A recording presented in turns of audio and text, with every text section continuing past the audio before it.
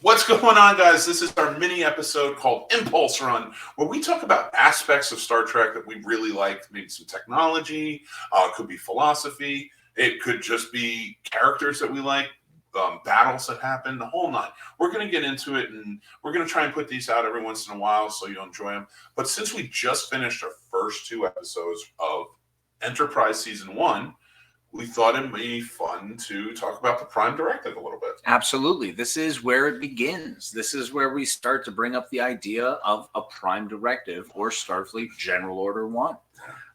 We get 2 major mentions of it that really happened big time in Enterprise Episode 1, Season 1. Yeah.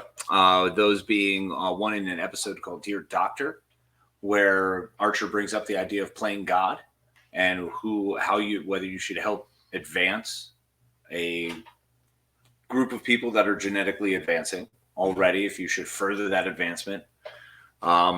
There's a lot of different things that go on here that they bring up.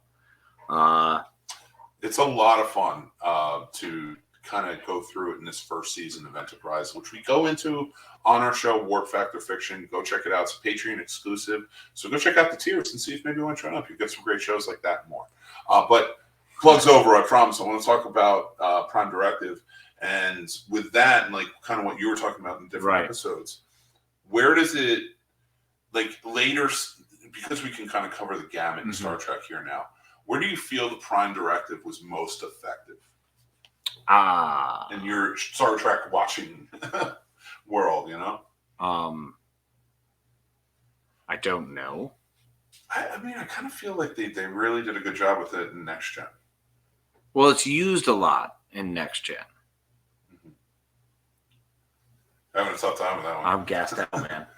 I need a minute because I need to read up on this. No, I fucked it up. No, I fucked up bad. Why? No, because I flubbed on covering the episodes. Don't worry about it. You just roll with it. Let's just talk like what we think about the Prime Directive and stuff like that. All right. Yeah. Okay, we'll get back into it. So I was just like,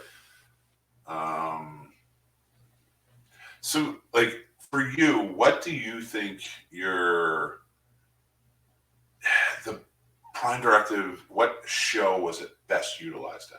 Well, I mean, you get it a lot in Next Gen because they're going to a bunch of different planets and they keep interacting with other sub-warp cultures. And it's definitely not a good way to go about life. It happens in the original series. The original series actually finds a whole bunch of pre-warp cultures. The whole idea of the Prime Directive, for anyone who doesn't know, the Prime Directive itself is a rule, or basically Starfleet General Order 1, that tells you how you're supposed to interact with other cultures, whether they're pre-warp, whether they're pre-industrial, at what point of evolution is. It's a matter of non-interference.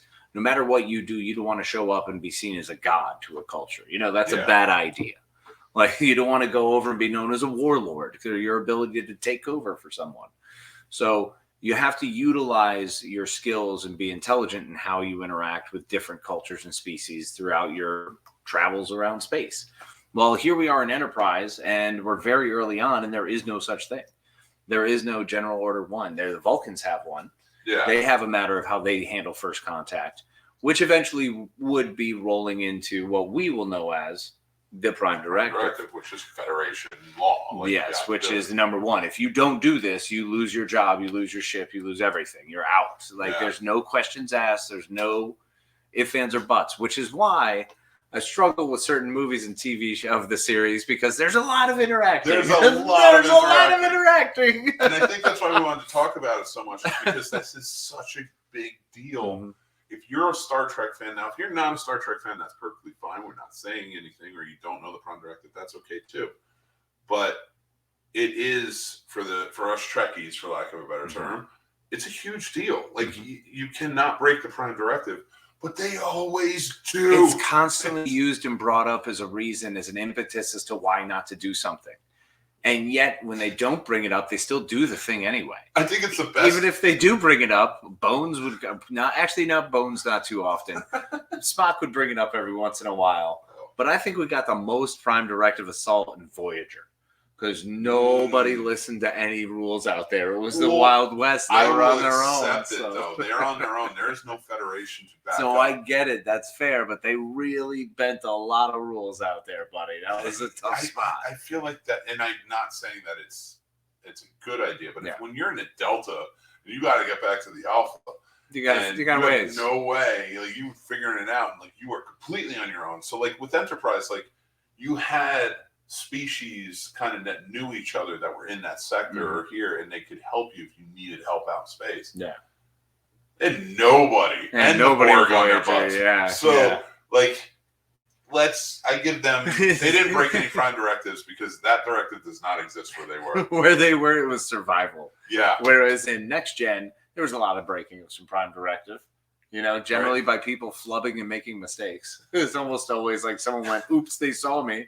Yeah.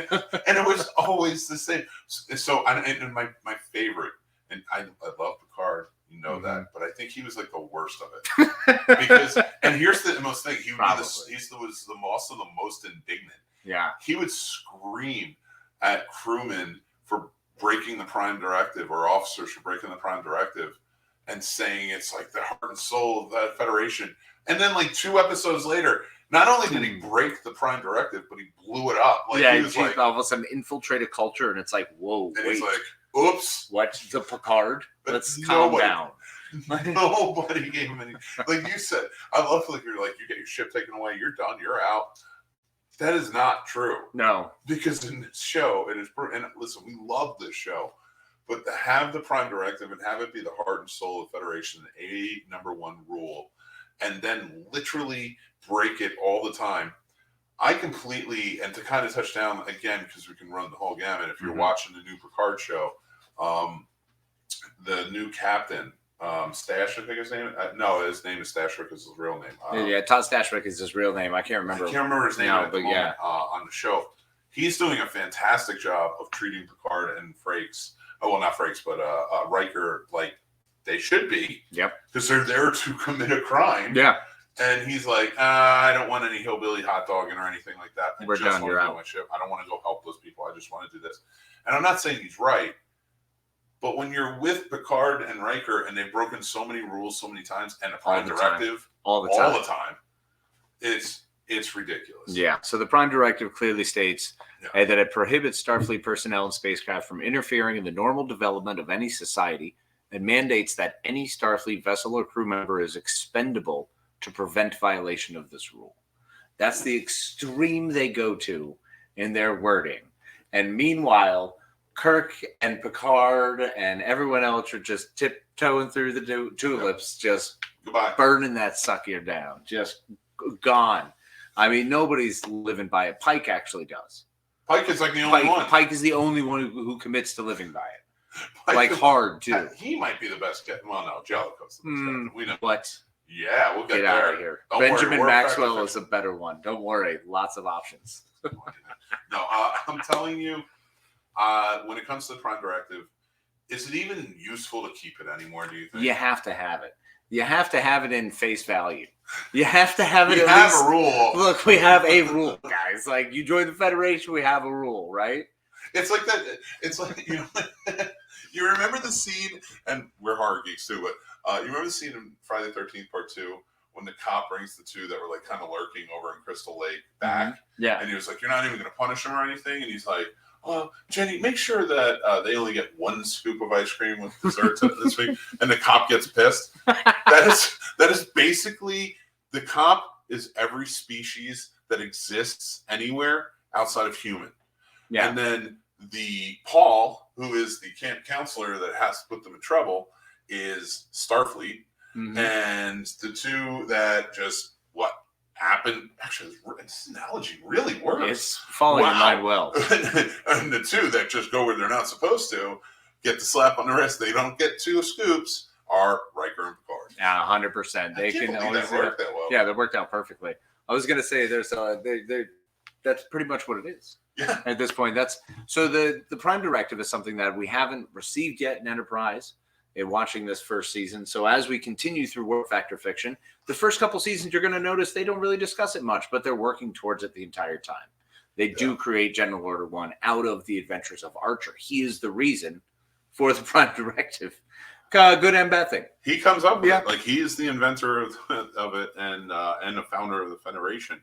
My big thing with this and the Prime Directive is, like, even if you don't watch a series, maybe you just watch the movies. Maybe you only watch a certain series and you haven't seen much of it. Clearly, that was probably Discovery, because they spent their time fighting. But no, getting back into it, there was literally a movie where they not only broke the Prime Directive. They time traveled, so they broke different accords, time travel accords. No, I'm not talking about First Contact. I'm talking about Insurrection. Oh yeah. It broke the Prime Directive because he gets uncloaked. So they wind up seeing him, and then they meet up with these people because they screwed up, and then try to relocate these people, and then Insurrection against Starfleet. it's bonkers, and it's called Insurrection. Yeah. So go and enjoy it. So the history you will find, the timeline as we go through, is you'll see it in Discovery. It shows up. It's not quite there yet. They're still working on it. Strange New Worlds. It is officially General Order 1. It is a thing.